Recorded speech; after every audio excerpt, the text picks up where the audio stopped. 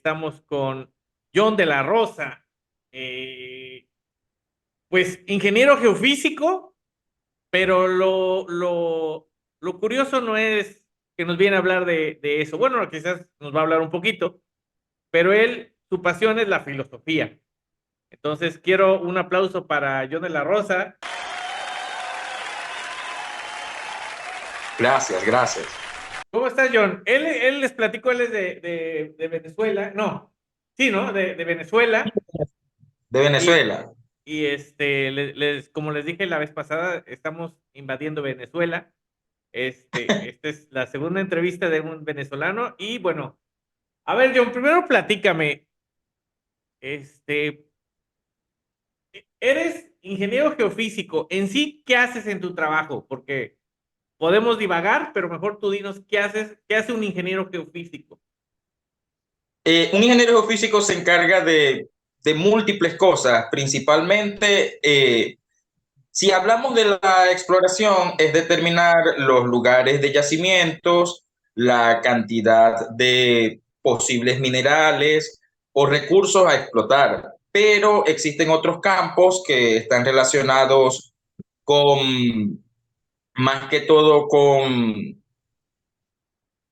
los métodos, física aplicada, más que todo con los métodos que se utilizan para los procesos de exploración y extracción.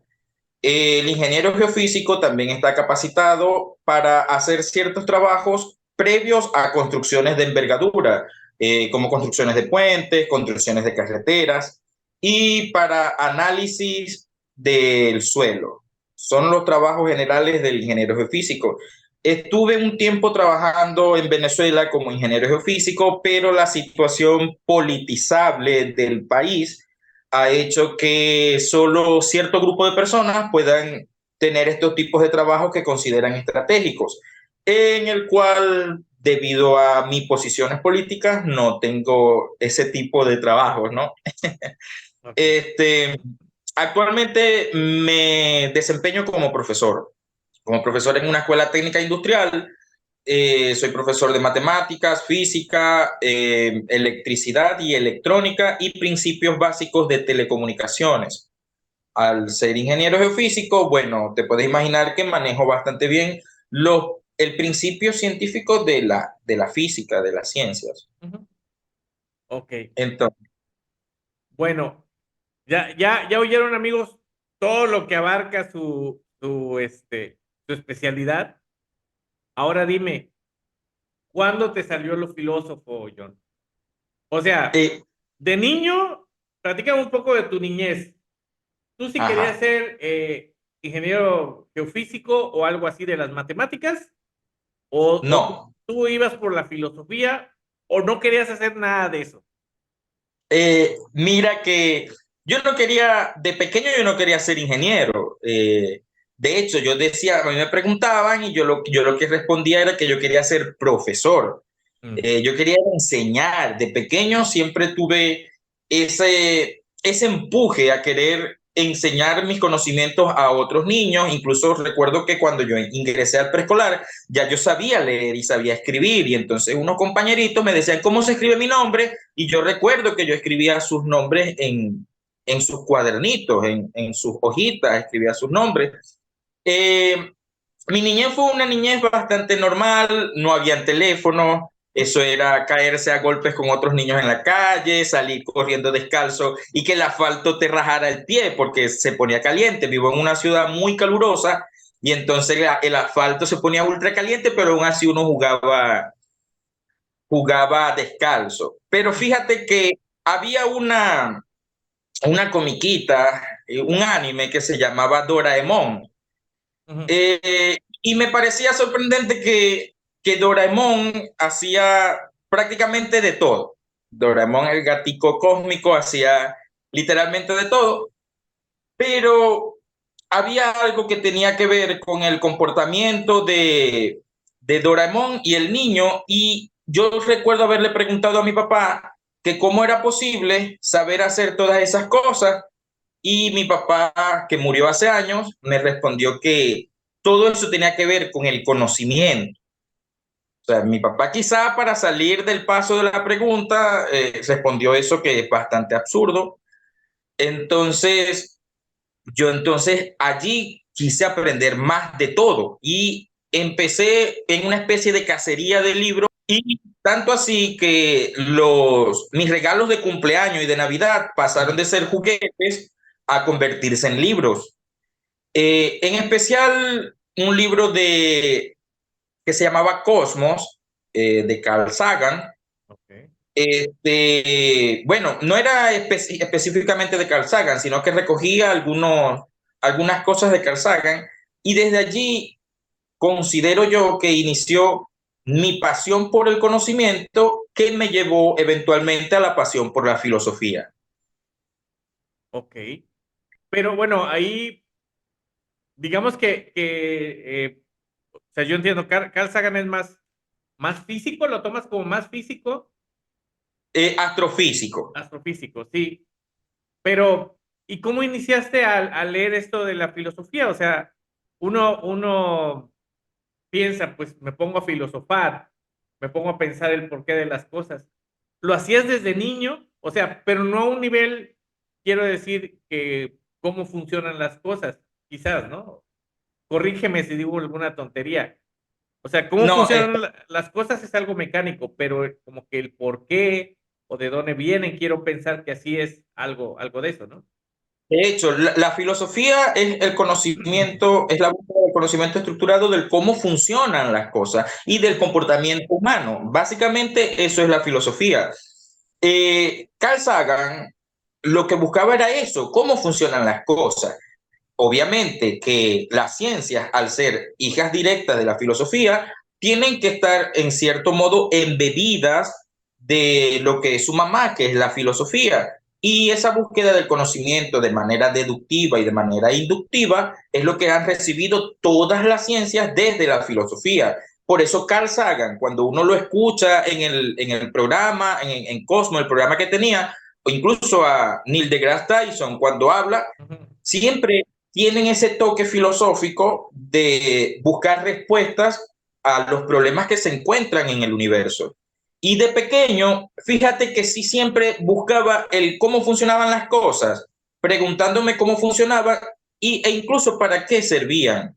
A medida que fui creciendo, claramente los enfoques fueron desarrollándose u orientándose más a una búsqueda práctica y aplicable a la vida. Actualmente, lo que hago en el desarrollo de la filosofía es utilizar las películas que son populares para buscar esas enseñanzas que puedan ser prácticas para cada uno de nosotros. Ujú. Se ven películas, por ejemplo, la película de Barbie, que hizo bastante boom, se ven las películas como algo vacío, como algo que, ay, es una película y ya, pero sí tiene ciertas implicaciones filosóficas en cuanto al comportamiento humano, en cuanto a la manera en que describe a cómo se supone que deberíamos comportarnos y a cómo en realidad nos comportamos. Y todas las películas, o por lo menos la mayoría de las películas, presentan ese tipo de enseñanzas, solo que se nos escapa. Se Ujú. nos escapa porque no, nos interesan más conocer los efectos especiales, conocer o nos llama más la atención, que Ujú. mira, que él es más fuerte que este, y entonces divagamos en ese aspecto y obviamos lo más importante que es la enseñanza que nos puede dar la película. Ok. A ver, eso está muy interesante. Eh, pero antes, ¿cómo llegaste o cómo decidiste empezar vaya, a desenmarañar, no sé si me entiendas esa palabra, las Sí, películas de una manera de la filosofía? fíjate que yo viví varios años en Caracas, que fue donde estudié geofísica. Ujú. Y trabajé en una escuela mientras estudiaba, trabajaba en una escuela como profesor de matemáticas.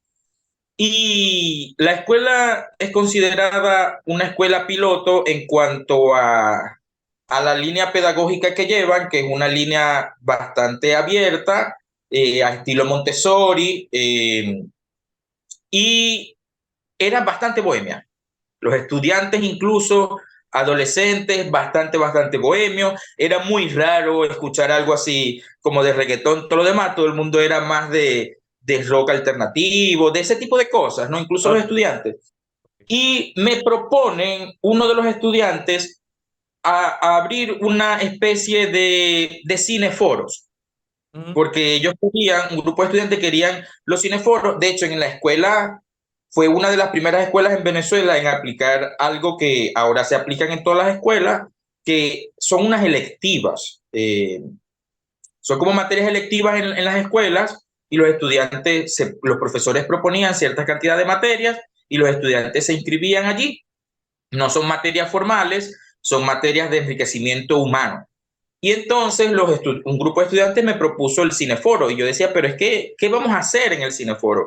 Y entonces un joven que ahora está en España, él me dice que íbamos a comentarlos.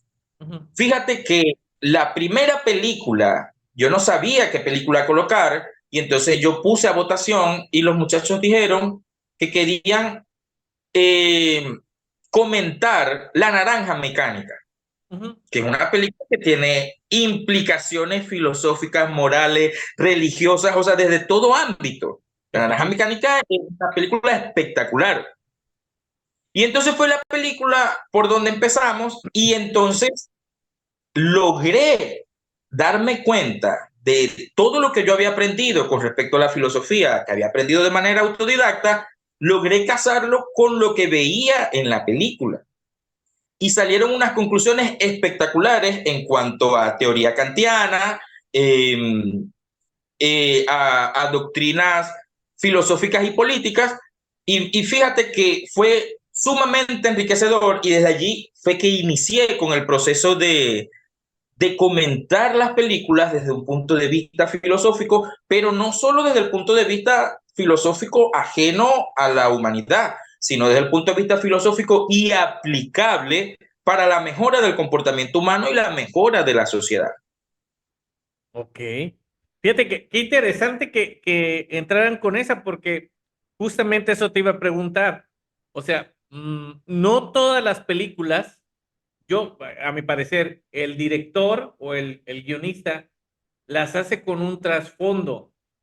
Quizás ya cuando están hechas, ya le puedes sacar ahí, ahora sí, carnita, como decimos acá, pero en sí esa de la naranja mecánica sí tiene, o sea, muchos ángulos de donde las quieras ver, ¿no? Exacto. Es cierto, no todas las películas están hechas con el fin de aleccionar a la sociedad. Eso es Ujú, una verdad. A veces los motivos para las películas son más, ¿cómo lo diría? Más vacíos, pues de solo hacer una película y ya, algo ujú. más simple. Sin embargo, el entendimiento de la película es de lo que queda de cada uno. Exacto. Ahora Ujú. bien, si hay películas que sí están pensadas para ese rumbo aleccionador, y un ejemplo es La Naranja Mecánica. Sí, sí, sí. Esa tiene, y está muy, bueno, quiero decir, está a la vista lo moral, lo que es, vaya, no hagas esto porque si no vas a tener un castigo, todo eso, ¿no? Lo que al final le pasa al personaje, ¿no? Que vaya, lo castran prácticamente, ¿no? De sentir cosas. Pero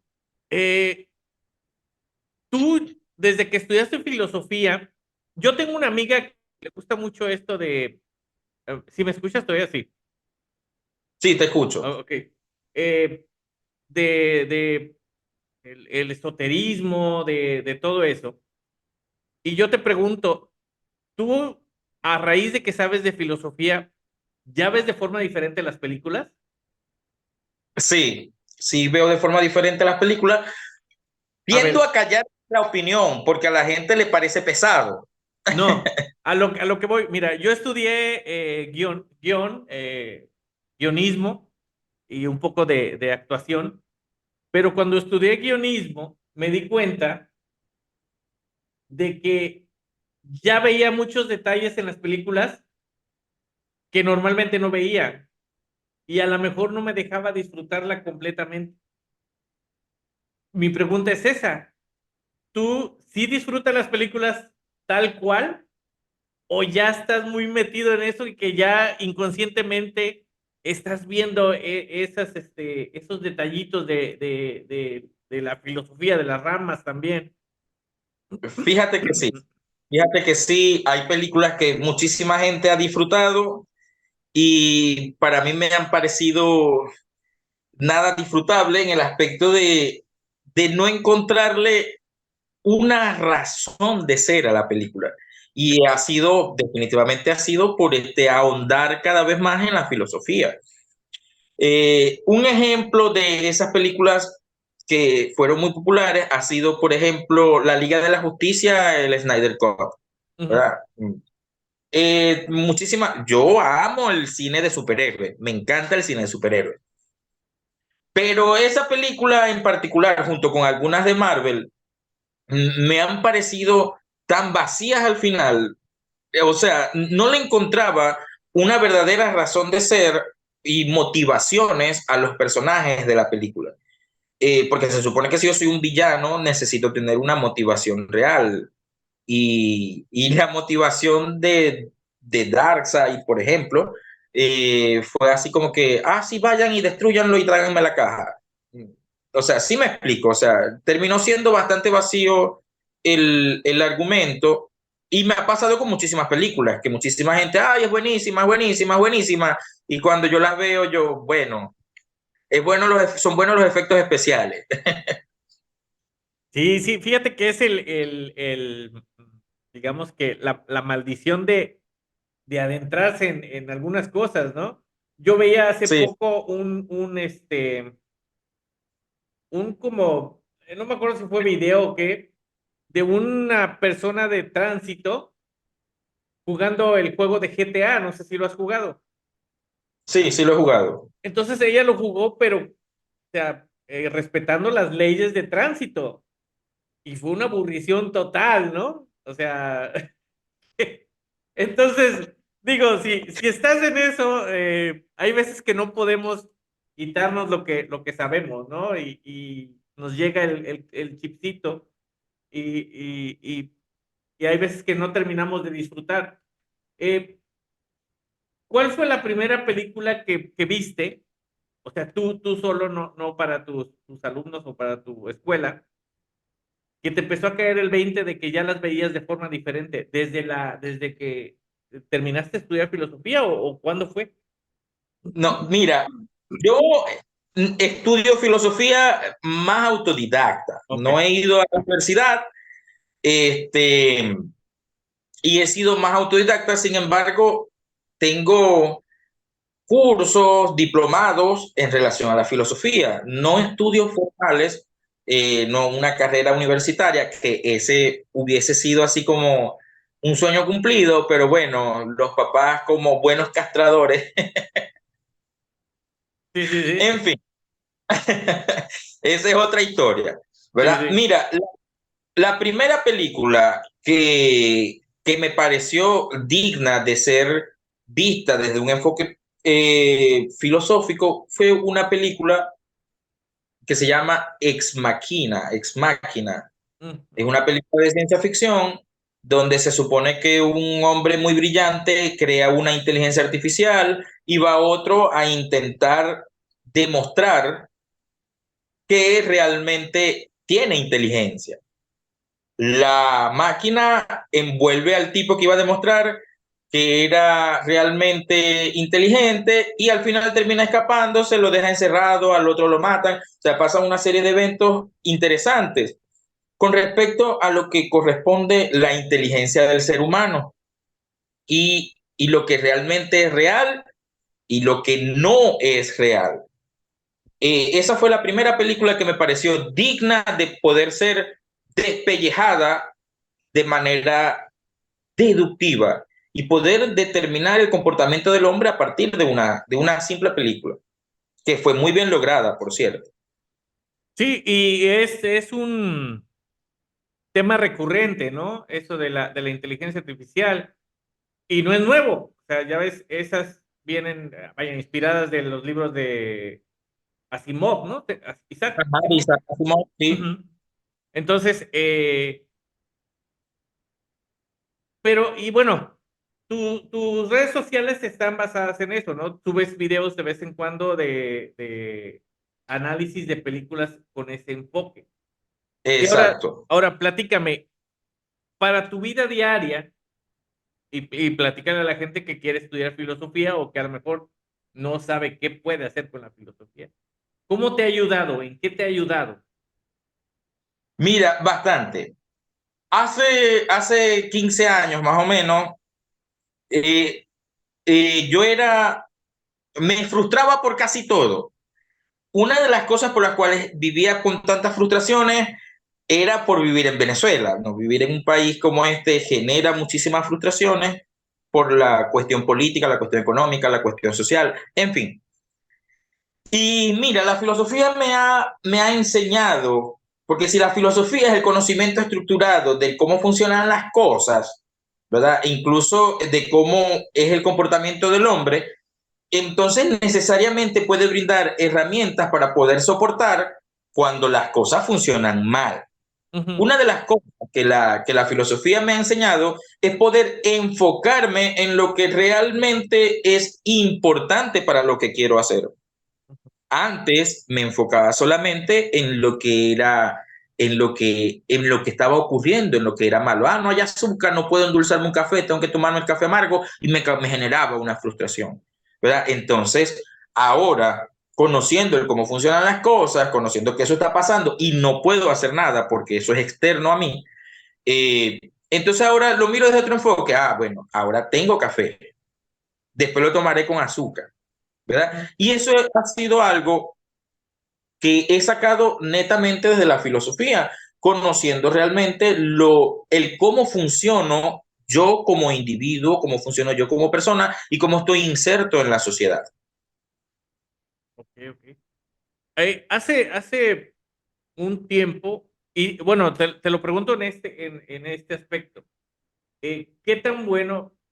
Ya, no sé en tu época allá en Venezuela, ¿qué tan común era la terapia cuando estabas niño? O sea, en mi época, pues a lo mejor teníamos depresión o ansiedad y no sabíamos, ¿no? Se nos quitaba a lo mejor con un jalón de cabellos y ya. Eh, y hace poco vi un corto, no, igual a lo mejor lo viste, pero espero no equivocarme, de un niño que encuentra un libro de Así habló Zaratustra. Y él empieza a implementar todo lo que habla en el libro en su escuela. Entonces, ¿qué tan bueno será o es para los niños ir adoctrinándolos? A lo mejor no está bien la palabra, o ir enseñándoles algo de todo eso. O sea, de la filosofía pues abarca muchas cosas, la ética, estética, ¿no? Ujú. Pero Claro, claro. qué tan bueno es ir mostrando, enseñando, explicando eso a niños pequeños? Mira, es totalmente bueno. ¿Por qué? Porque la filosofía es el arte de poder pensar, y no solo de pensar, sino de pensar bien. Ujú, Cuando yo estaba pequeño, existía en la escuela una materia que era precisamente educación estética, ujú. ¿verdad? Y como bien dijiste, es parte de todo ese devenir filosófico que se ha ido desarrollando con el tiempo. Entonces, en educación estética nos enseñaban cómo debíamos vernos nosotros como personas, cómo debía verse nuestra comunidad. A finales de los 90 es eliminada la educación estética. Y ahora, si comparamos cómo se veían las comunidades antes con ahora, ahora se ven como un desastre. ¿Por Ujú. qué? Porque no ha habido ese pensamiento de cómo debo verme y cómo debe verse mi entorno, que netamente eso es algo básicamente filosófico. El enseñar a pensar, el enseñar a pensar desde niño sería o es necesario. El problema es que de entrada, como ahorita dijiste, adoctrinar, de entrada, eso es lo que pareciera que se hace. Y Ujú. por norma, la educación no debería ser ideologizante. Por lo menos no debería, ¿no? No Sí. debería ser ideologizante. Eh, la situación es más política que de verdadero desarrollo. Porque si nos enseñaran a pensar desde niños, los países, sobre todo los países latinos, serían bastante diferentes. Pero ¿qué es lo que nos enseñan? En la escuela nos enseñan, por ahí dicen, no, que nos enseñan a ser trabajadores, cosa que me parece hasta cierto punto verdadero, pero también tiene cierto grado de falsedad, porque no nos enseñan a seguir ningún rebaño, ¿ok? Pero sí nos enseñan de manera bastante mecánica. Es decir, el arte de pensar se ha ido perdiendo. Cuando entramos a la universidad, descubrimos que no sabemos pensar. En el momento en que nos dicen, escriba un ensayo sobre esto, y entonces no sabemos pensar. Recurrimos a muchas veces copiar y pegar, porque nos cuesta poder extraer información de un texto escrito y nos cuesta poder determinar cómo funcionan las cosas y para qué sirven. Ujú. Sería buenísimo que desde niños nos enseñaran a pensar, a determinar. Mira, algo simple como hacer figuras en relación a los diagramas de Venn para determinar las relaciones entre dos cosas que aparentemente no tienen relación, sería como un buen punto de partida para enseñar el pensamiento divergente en los niños, porque nos dicen, este es el camino, pero ese camino puede tener muchísimos atajos. El problema es que no nos enseñan cómo encontrar esos atajos. Ok. Partiendo de ahí, bueno, no sé cómo sea ahí en Venezuela el hecho del bullying en las escuelas. eh, Partiendo de ahí, tú cómo crees que te ven desde afuera? O sea, a mí me estás cayendo de maravilla, John, te lo digo sinceramente. O sea, yo feliz de platicar contigo y esperemos que platiquemos fuera de esto alguna vez. Pero los demás, ¿cómo te ven? Porque, por ejemplo, ven, ya ves, clásico de, no sé, cerebrito en matemáticas, pues lo tienen así, catalogado como el cerebrito, ¿no? El geniecillo. ¿Tú cómo has visto que te catalogan o cómo te tratan? O sea, sabiendo que, bueno, primero no sé si vayas por el mundo exponiendo todo lo de filosofía, pero ¿cómo? Antes lo hacía, ya no. Antes lo hacía, ya no. Me di cuenta que caía pesado. Eso voy como los psicólogos, ¿no? Que llevan una semana estudiando psicología y ya te dicen, a ver, ¿qué ves aquí, no? En este dibujo. Co- co- Exacto, eso, ¿cómo veías que te recibía la demás gente con todo este conocimiento que tienes? Bueno, cuando estaba en el colegio, no tenía muchos amigos, tenía muy poquitos amigos. Aparte que a mí en básica, cuando estaba en segundo grado, me pasan de segundo grado para cuarto grado y después de cuarto grado para sexto grado. Entonces no tuve oportunidad de crecer con niños de mi edad, sino que Ujú. crecí con niños grandes.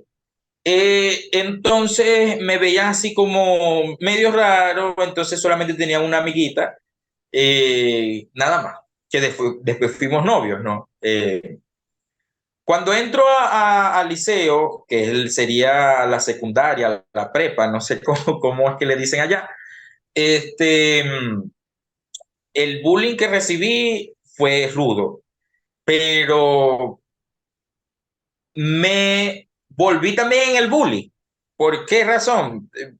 Recibía demasiado bullying por sacar buenas notas, pero me volví también en el acosador de la escuela. O sea, también formaba parte de los acosadores, Ujú. porque yo no podía solamente permitir de que yo era el que recibía los golpes, de que yo era el que recibía el maltrato, todo lo demás. Nunca decayeron mis notas siempre fueron bastante buenas.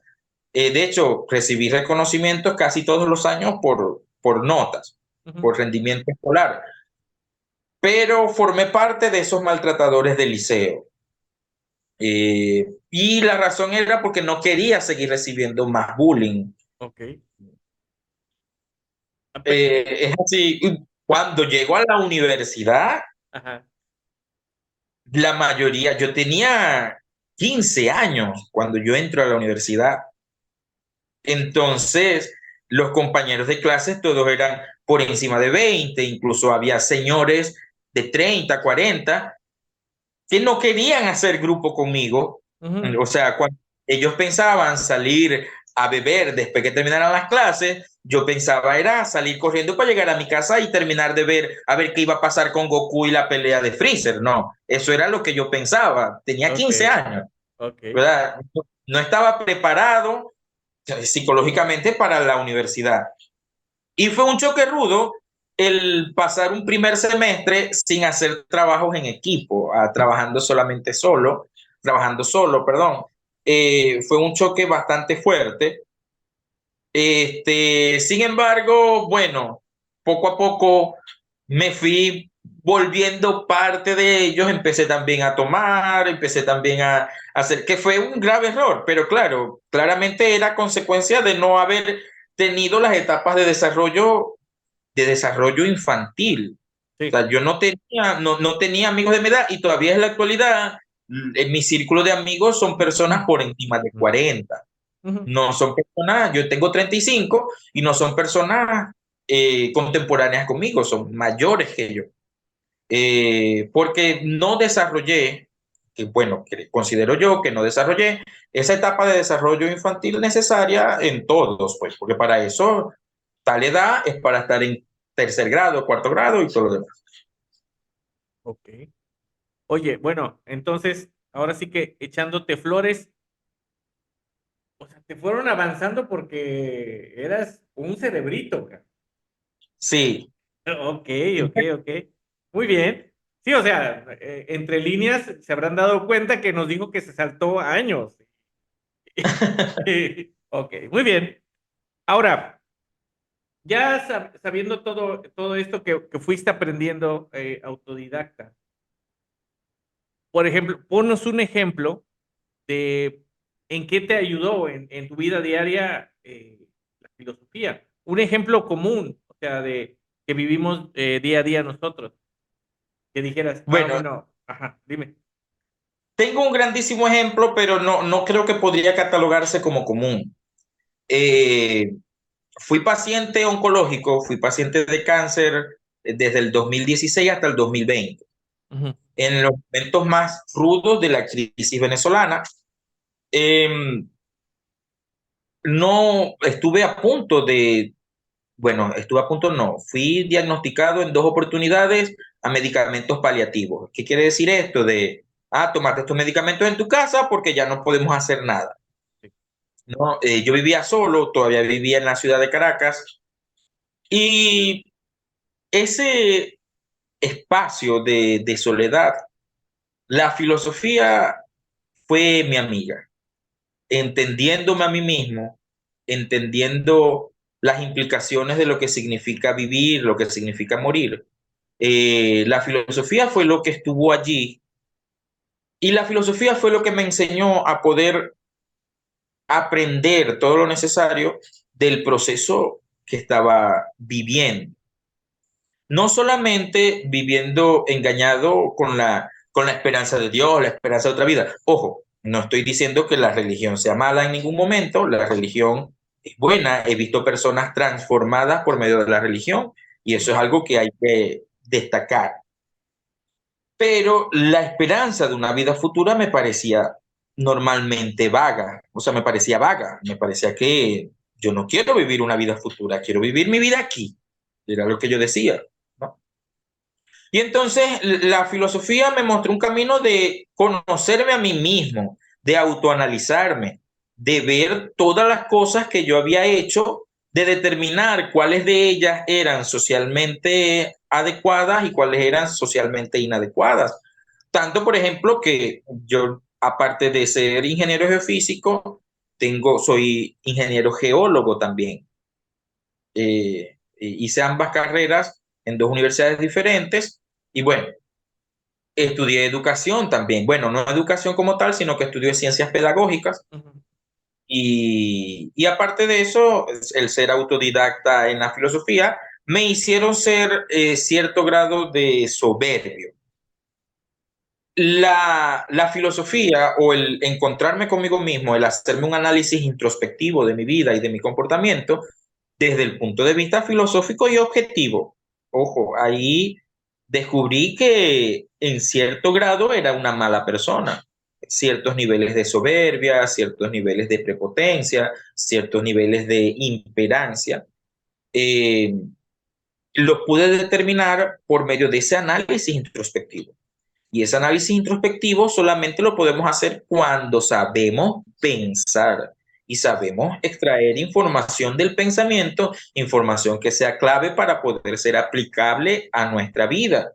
Es decir, es todo un proceso deductivo, todo un proceso deductivo y solamente puede venir por medio de la filosofía. Y lo logré por medio de esto.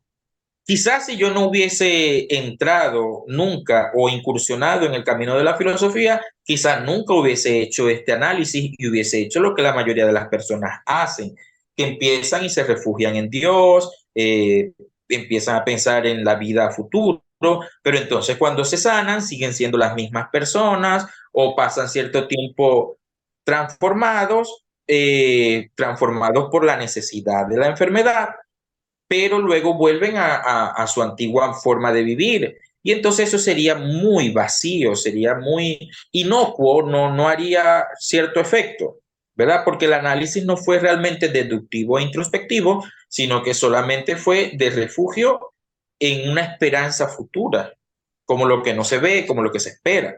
Ahora bien, ese análisis interno, desde el 2020 que yo recibo el alta, sigo manteniéndolo, sigo manteniendo las mismas conclusiones a las cuales llegué, he aprendido o aprendí en ese momento a vivir mejor, a ser mejor persona, a llevarme muchísimo mejor con mi entorno social y, y es lo que ha determinado el grado de éxito que tengo ahora. La enfermedad me ayudó a poder avanzar, no a detenerme ni a pensar exclusivamente en la muerte, sino a poder avanzar. Tampoco a pensar en la vida como algo que se puede ir, no, sino como un valor preciado que tenemos que mantener y debemos cuidar. Y ahora eso es lo que yo intento transmitirle a todos los que están en mi círculo cercano. Cuando tengo personas que están en mi círculo cercano, que están pasando por ciertas necesidades, eh, lo primero que les digo es, piensa en las cosas bonitas que tienes, porque el momento de pensar en las cosas bonitas que tienes es un buen pie para empezar a hacer ese análisis interno. Porque mucha gente se ha dado cuenta de, no tengo nada bonito, por qué no tengo amigos, por qué no tengo buenas relaciones con mi familia. Y entonces empiezan ese análisis interno de empezar a determinar cómo son como personas, cuál ha sido su ética, cuáles han sido sus valores, cuál es la moralidad en la cual ellos se rigen a nivel social. Y entonces empiezan a analizarse personalmente. Y ahora como docente, transmitiéndole eso a mis estudiantes, mira, eso ha sido un éxito, porque me he encontrado con estudiantes de muchísima necesidad, porque trabajo en una escuela de Fe y Alegría. No sé si en México existe Fe y Alegría. Es una organización católica que da clases o tiene escuelas en zonas muy populares, No. eh, varios países. Bueno, Ok. en una escuela de Fe y Alegría donde las escuelas están en zonas populares, zonas rurales, donde no llegan los servicios. Y entonces son estudiantes con muchísimas necesidades afectivas, necesidades económicas, en fin. Y entonces hacerle ver de que ellos empiecen a analizarse de cuántas cosas buenas tienen. Mira, estoy totalmente seguro que es una forma de sacarlos a ellos de las calles, porque al vivir en esos entornos de muchísima violencia y todo lo demás, están muy vulnerables a convertirse en los delincuentes del mañana. ¿Sí me explico? Y Sí. entonces ese análisis introspectivo, ese análisis interno de verse cómo son, yo considero que les ayuda a evitar irse por ese camino. Sí, sí, Y o bueno, sea, ajá, ayuda a valorar más, digo, menos lo económico, lo material, y valoran más lo que se tiene a nivel moral, sentimental. Como- exacto, incluso espiritual si se quiere, ¿no? Sí, Porque todo, hasta la persona más atea debe tener cierto nivel espiritual, porque eso es algo innato en el ser humano. El pensamiento nos lleva siempre a esa parte etérea, a esa parte a esa situación etérea que no es física, sino no es tangible. Ujú. Es como el amor que tenemos por el abuelito que se murió hace 20 años. O sea, eso es una sensación de amor que seguimos sintiendo, aunque se haya muerto hace 20 años, eso ya pasó al plano etéreo, ya es más un plano espiritual que un plano físico. Sí, sí, es cierto. Okey. A ver, vamos a hacer una pausita para aquí hacer unos anuncios y ahorita seguimos platicando, seguimos filosofando aquí con John.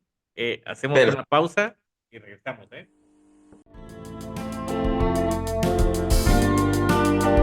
¿Buscas dónde tatuarte? Te recomendamos a Elías Bader. Ahí encontrarás un estudio super cool, aparte de que está 100% higiénico. Elías, de manera muy profesional, estará dándote tips antes, durante y después de realizar tu tatuaje para un mejor cuidado de tu piel y del mismo tatuaje. Chécate alguno de sus tatuajes que ha realizado. En la página puedes encontrar muchos más y le puedes pedir asesoría para tu propio diseño. Los invito a mis redes sociales. Me pueden buscar como Elías Bader con V en Facebook. Ahí está mi página. Por ahí podemos agendar. Ahí también hay una liga que los lleva directo a mi WhatsApp por si quieren mandarme el mensaje. Recuerden que yo trabajo previa cita y más que nada para planear bien el proyecto de lo que se van a poner. Esto es serio, esto no es cualquier cosa. Van a marcar su piel. Tiene que ser algo que valga la pena. Una vez que agendan, ya les doy bien la ubicación porque el estudio es privado también para dar una atención más personal.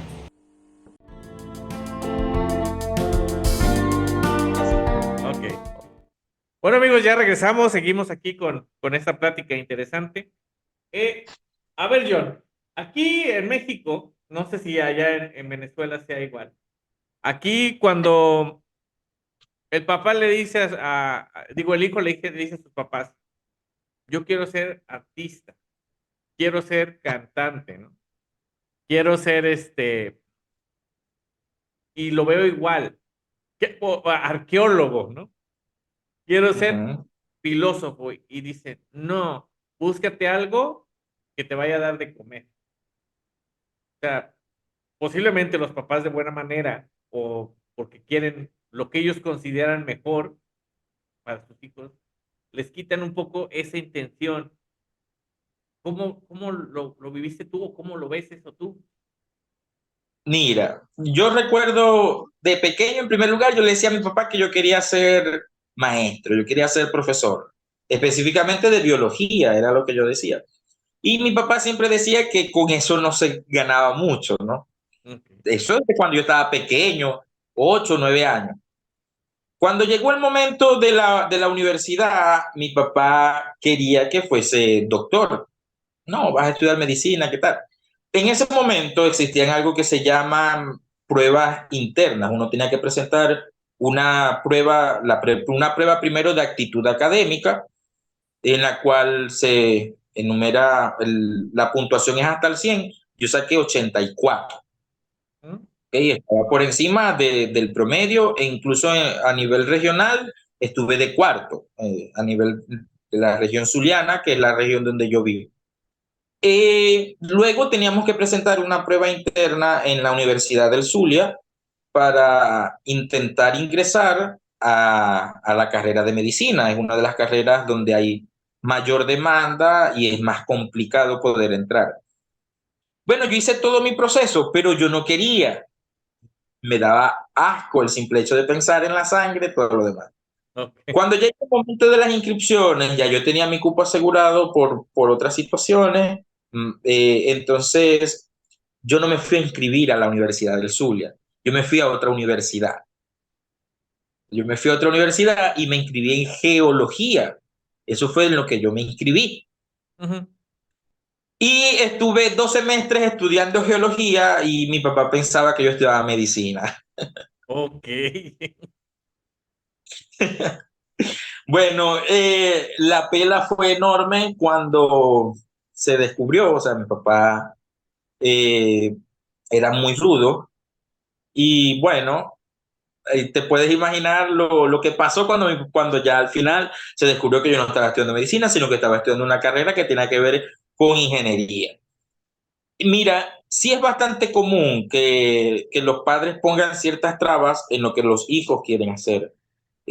Sobre todo en entornos donde se tiene poco valor por aquellas carreras que son más humanistas. El artista, siempre se dice, ay, el artista no vive como indigente, el profesor tiene que andar caminando, pero siempre se dicen cosas como el doctor tiene carro, el, el economista gana dinero, en fin.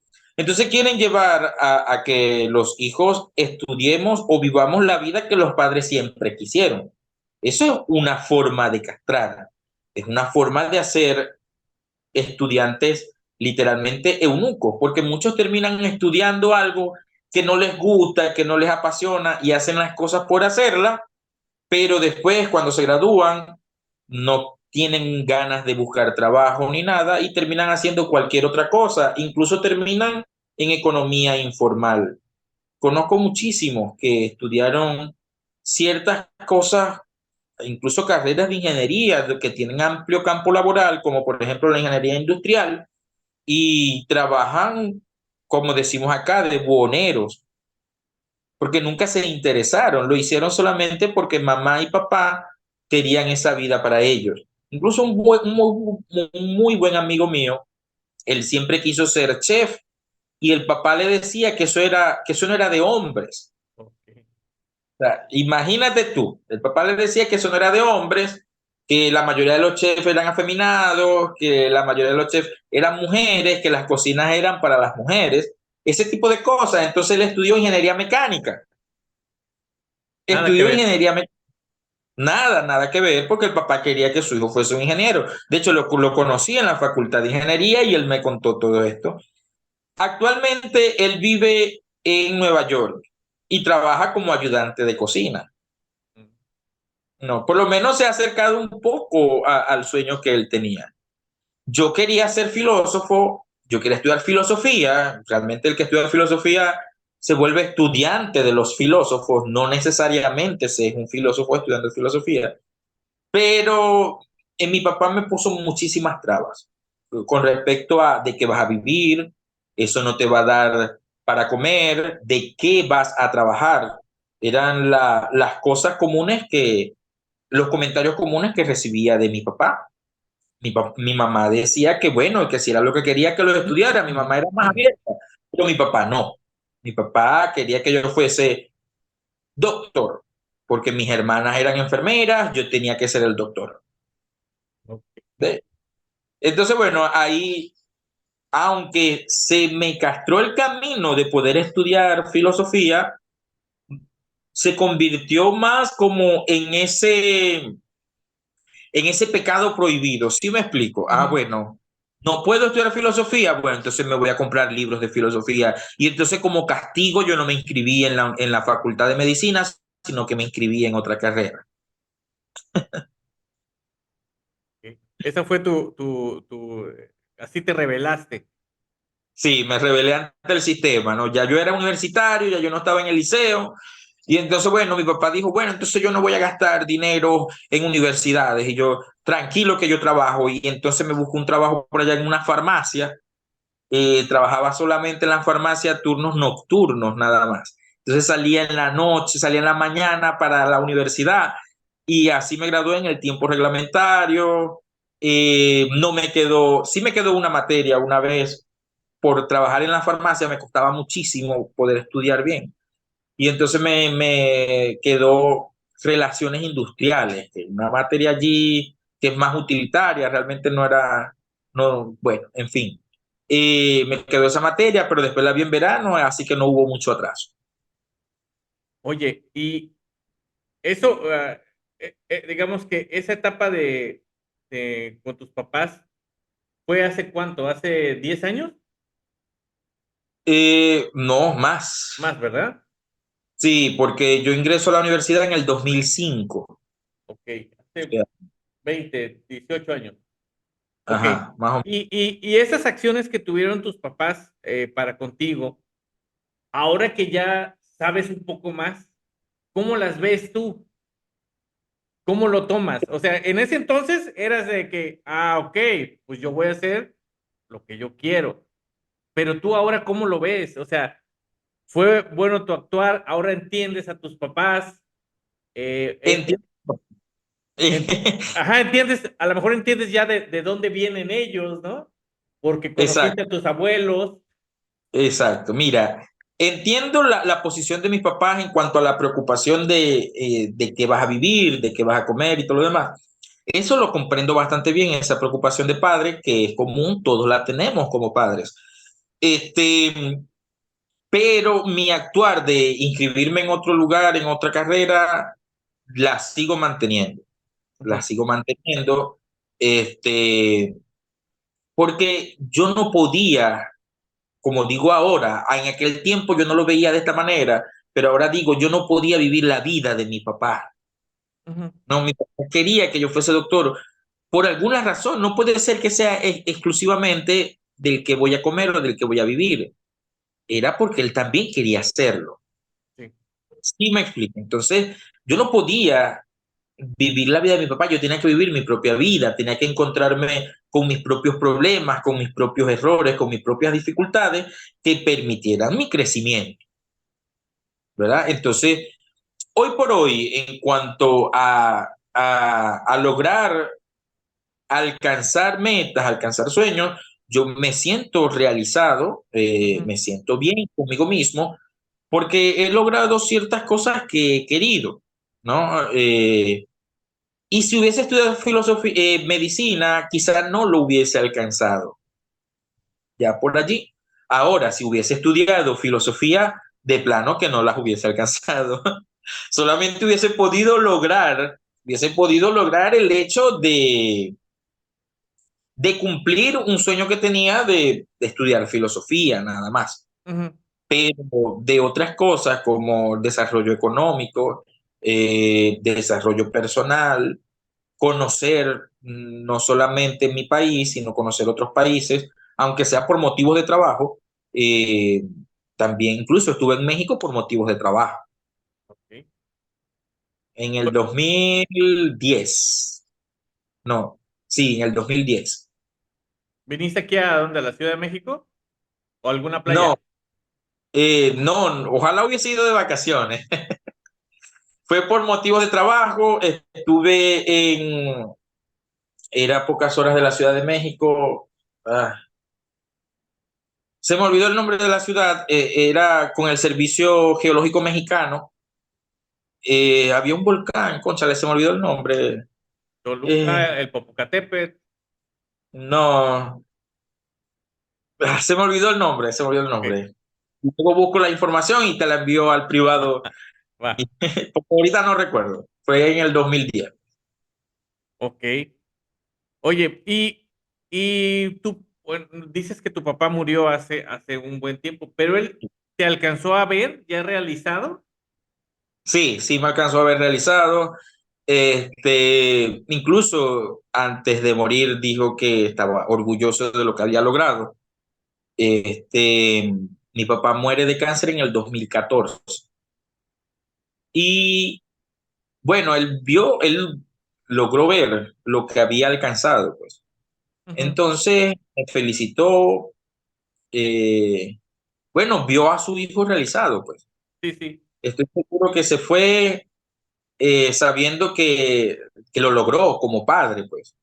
Aunque obviamente se equivocó también como padre, me imagino que él habrá analizado, se habrá dado cuenta, cónchale, no, yo quería otra cosa y realmente este era el camino que él debía tomar. sí, sí, sí. Oye, ¿y cuánto tiempo le duró la rabieta de que no, que no estudiaste medicina?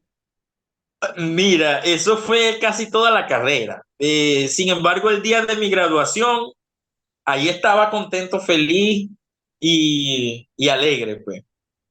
Eso me hizo tomar como 5.000 fotos con él, muchísimas fotos, porque estaba emocionado de que su hijo se estaba graduando. Ok. Oye, ¿y tus hermanas cómo te ven? O sea, tus hermanas dices que son enfermeras. ¿Ellas sí querían Sí. estudiar eso? No estoy seguro, no estoy seguro si ellas habrán querido estudiar eso. Hay una que podría decir que estoy medianamente seguro, que es mi hermana mayor, mi hermana Angélica. Ella sí, desde pequeña tenía ciertas aptitudes en cuanto a ayudar a los demás. Era que si nos cortábamos, ella era la que nos lavaba las heridas. Entonces, ella sí, quizá ella sí. Ahora, mi otra hermana, no estoy seguro, quizá lo hizo siguiendo a mi hermana mayor, que es mayor Ujú. que ella, o siguiendo los lineamientos de mi papá. Realmente no lo sé, ¿no? Porque ya en ese momento que ella empieza a estudiar enfermería, ya yo vivía en Caracas, o sea, ya yo había salido de mi casa. Yo me voy de mi casa exactamente a los 19 años Ujú. y regreso a la ciudad donde nací fue apenas el año pasado. O sea, yo estuve muchos años viviendo fuera de acá de Maracaibo, que es donde vivo ahora. Ok, ya para ir cerrando, John, ¿cómo tú, en tu perspectiva, y espero que nos lo puedas explicar de un modo sencillo, eh, ¿cómo vas viendo todo esto de la inteligencia artificial? Ajá. Que ahorita podríamos decir que como que nos puede comer, como que no nos puede comer. Eh, ¿Cómo tú lo ves desde tu ángulo, todo eso? Mira, la inteligencia artificial que está en total desarrollo genera muchísimas implicaciones sociales, laborales, económicas, sociológicas e incluso filosóficas, que es el tema que estamos conversando desde el inicio. Pero la inteligencia artificial solamente se va a comer a aquellos que se dejen comer, aquellos que se queden rezagados en cuanto al desarrollo tecnológico. ¿Por qué razón? Todos tenemos hasta cierto grado el acercamiento con la inteligencia artificial, Ujú. pero ¿para qué aspecto lo estamos usando para la vida? Sí me explico. La inteligencia artificial actualmente hace música, actualmente tal, pero la inteligencia artificial no funciona hasta ahora, no piensa por sí sola, sino que piensa por un tercero que la usa. Y entonces allí es donde entramos tú y yo, donde entramos todos como sociedad, como trabajadores, como seres pensantes de verdad, porque la inteligencia artificial no piensa, sino que solamente recopila datos. Entonces allí es donde entramos nosotros. ¿Qué estamos haciendo para actualizarnos frente a la inteligencia artificial? Fíjate que como un ejemplo práctico en cuanto a este desarrollo de la inteligencia artificial, los profesores por lo general se quejan por las planificaciones, por las planeaciones. Ujú. Se quejan por eso. No, que es mucho trabajo y tal. Mira, yo planifico todo el lapso completo, 3 meses. Lo planifico con inteligencia artificial y no tardo 2 días. Sí. La inteligencia artificial no vino para ser mi enemiga, vino para ser mi amiga y apoyarme en mi trabajo. Sin embargo, la inteligencia artificial abre pie para la automatización de muchísimos procesos. Sí. Y entonces es en esa automatización de muchísimos procesos que ocurre el desplazamiento de trabajadores a nivel industrial, en fin, en muchísimos aspectos. Pero el trabajador debería entonces, conociendo el peligro inminente del desplazamiento laboral, debería estar haciendo sus actualizaciones con respecto al uso de la inteligencia artificial para convertirse en el que maneja la inteligencia artificial, en el que está al frente del proceso. El problema es ese mismo detalle que conversábamos hace rato del no saber pensar. Ujú. Entonces solamente nos quedamos en el temor de la inteligencia artificial, que la inteligencia artificial me va a quitar el trabajo, pero que estoy yo haciendo frente a que la inteligencia artificial está en desarrollo. Entonces me quedo sin hacer nada y obviamente la inteligencia artificial me va a desplazar. La inteligencia artificial está ocupando todos los nichos posibles, todos. Pero nosotros, como ocupantes actuales de ese nicho, ocupantes biológicos de ese nicho, somos los que tenemos que actualizarnos en ese aspecto. Yo cuando empezó esto de la inteligencia artificial, yo enseguida empecé a buscar información sobre de qué se trataba, qué es esto, qué es aquello, qué es lo que puede lograr, qué tan inteligente es, que es una Ujú. pregunta que tenemos que hacernos realmente, porque en sentido estricto la inteligencia artificial no es inteligente. Ella no piensa por sí misma, ella no desarrolla procesos de pensamiento lógico, sino que solamente recopila de una base de datos gigantesca como es la Internet, recopila y actúa, pero actúa de acuerdo a unos lineamientos que uno como usuario le da a la inteligencia artificial. Y entonces es allí donde queda el trabajo de actualización de todos los trabajadores para evitar poder ser desplazado por ese monstruo invisible que se llama inteligencia artificial.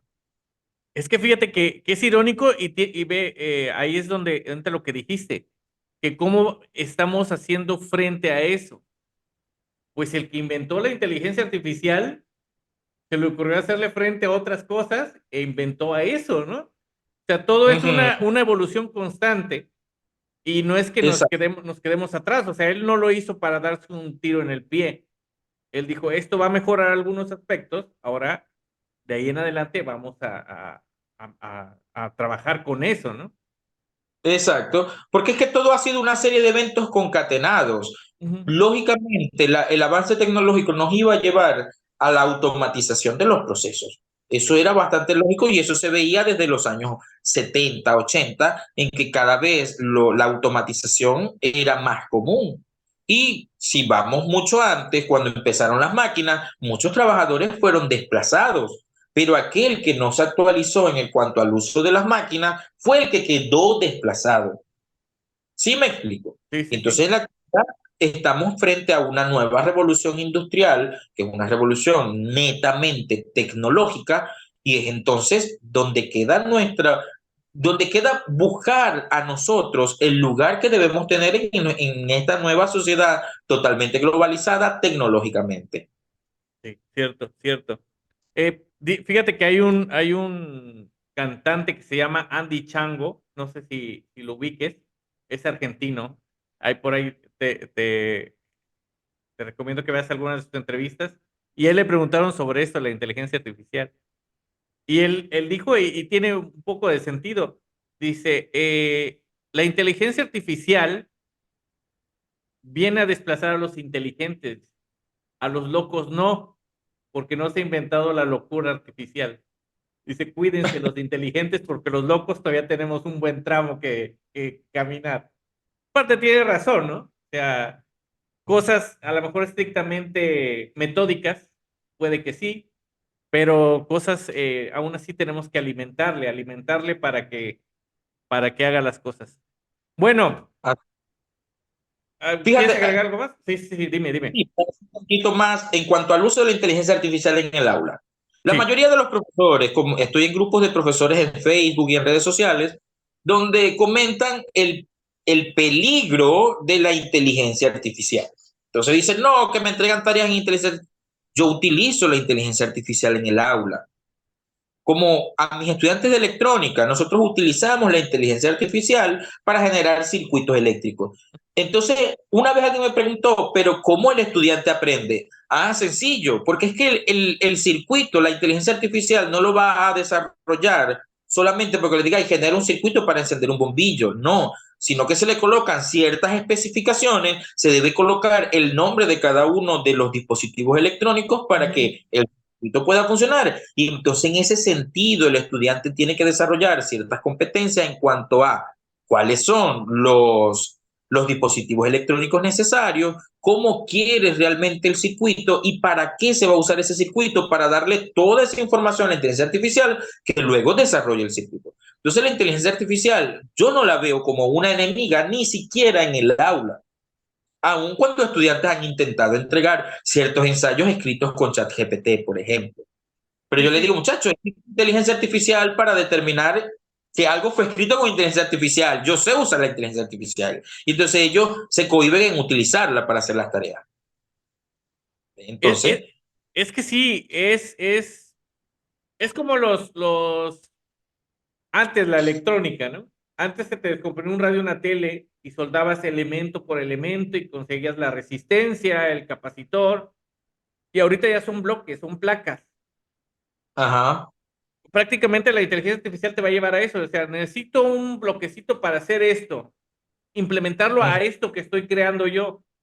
Entonces, sí, necesitamos ir viéndole, ganarle más que nada a la, mejor no ganarle, sino que hacerla que trabaje para nosotros, realmente. Exacto, exacto, así mismo es.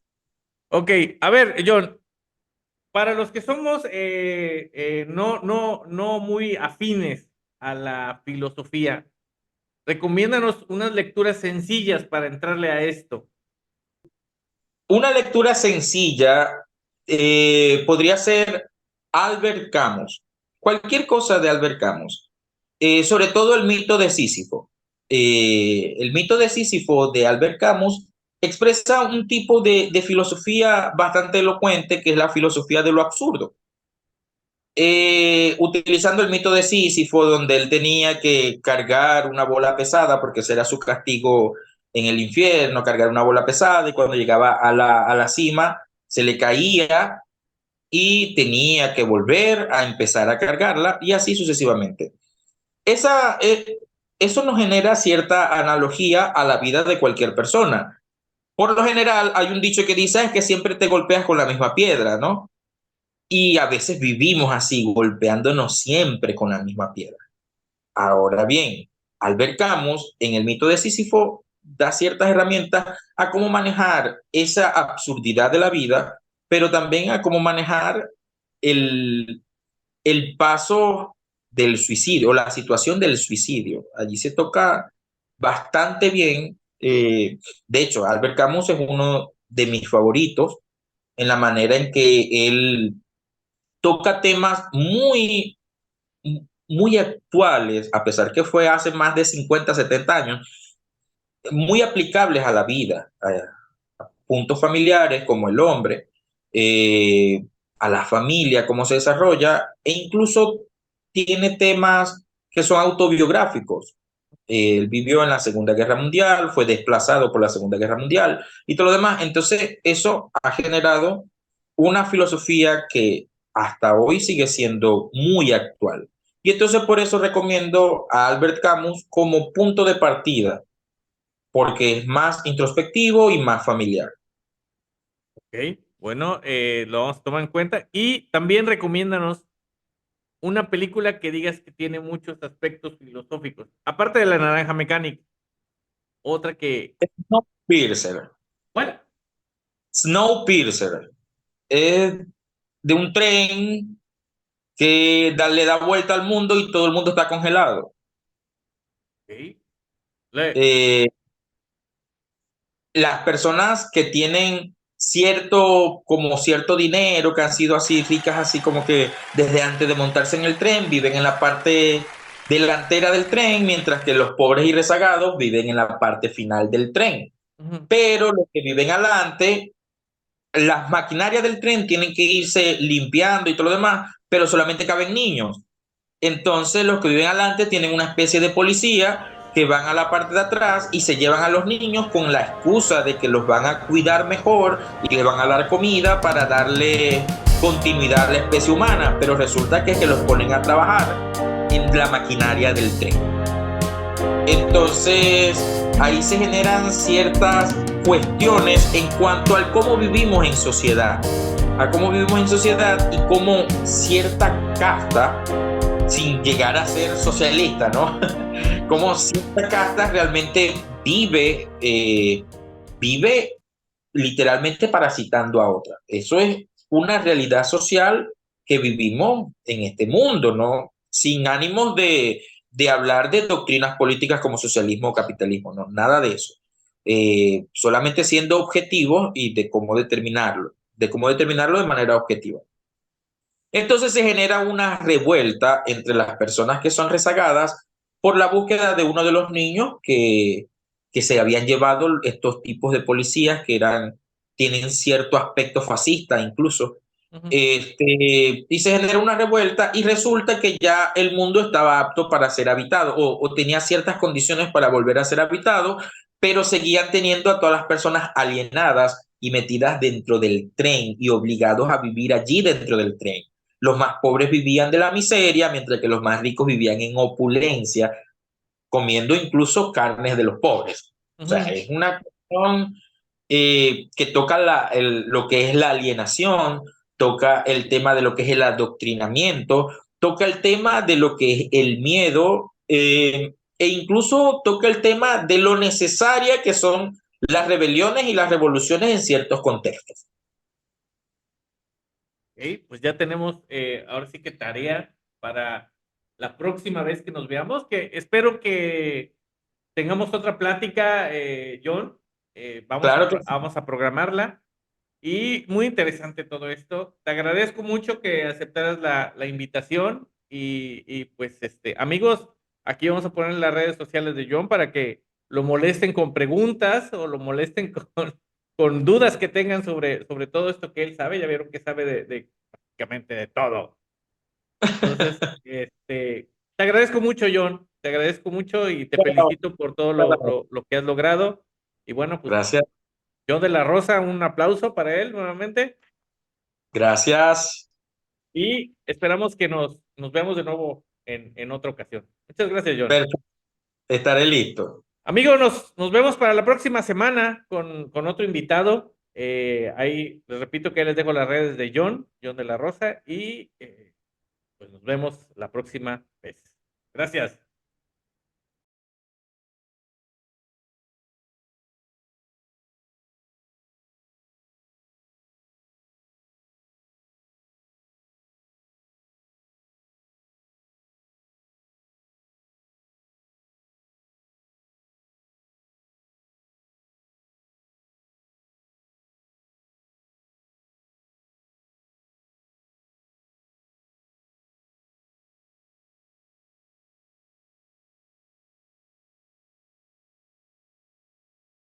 Una eternidad más tarde. A cualquier edad, el anime está muy bueno también. Ahora estoy también metiéndome en eso del anime y está. Mira, el anime últimamente se ha desarrollado más a darle mayor personalidad y verdadera motivación a los villanos, no decir, no la simple motivación de, los voy a dominar porque me da la gana, sino más un porqué.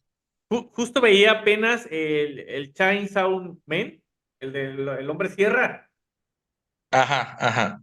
Y sí dice algo muy cierto. O sea, sus sueños son a lo mejor tontos, y se enfrenta a un villano que le dice, es que qué sueño tan tonto, el mío es acabar con la humanidad. Y dice, pero es mi sueño, dice, y vamos a pelear por nuestro sueño y vamos a ver cuál sueño es el que gana. Y sí, o sea, prácticamente es cierto. O sea, cada quien puede soñar comerte un pan, y eso es Exacto. ya cuando llegues a ese, lo juntas, ya se verá si hasta ahí llegas o quieres más, ¿no? Claro, mira que, por ejemplo, si analizamos la motivación de Ultron en Los Vengadores de la Era de Ultron, Ujú. el discurso de Ultron es un discurso que tiene muchísima lógica. O sea, debemos salvar a la humanidad, pero es que el problema de la humanidad es la misma La humanidad. humanidad, sí. O sea, y vemos a Thanos, el discurso de Thanos, aunque es muchísimo más soberbio y agresivo que el de Ultron, es básicamente el mismo. Solo que Thanos no, como que no pensaba mucho, era medio bruto. Pues si tengo las gemas, entonces si falta más alimento y recursos, lo que hago con las gemas es más alimentos y recursos. Pero él no, él decidió es acabar con la mitad. Pero en Sí. fin, es más o menos el mismo, es recurrente. Y es que ese pensamiento de que los seres humanos somos peligrosos para la misma especie, cada vez tiene mayor popularidad en las redes sociales, o por lo menos en comentarios de redes sociales que he visto. No, que los seres humanos somos un gusano, que los seres humanos somos el problema. Yo siempre les respondo, entonces aquí te voy a enviar un cuchillo para que te matéis. Es lo que yo respondo, ¿no? Ajá. Porque sí, en cierto grado somos el problema, pero es que también somos la única solución. No hay de otra. Sí, exactamente.